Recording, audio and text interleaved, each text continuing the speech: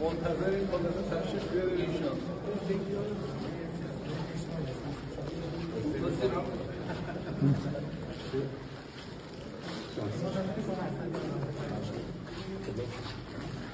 Videoyek li ser medyaya civaki hatiye belavkirin, nişan dide ku Mesut Pizishkian u Recep Tayyip Erdogan, di Kelia Çivina Lutkeya Rehistina Hevkariya Şanghay'a yali Çin'e de dicivin.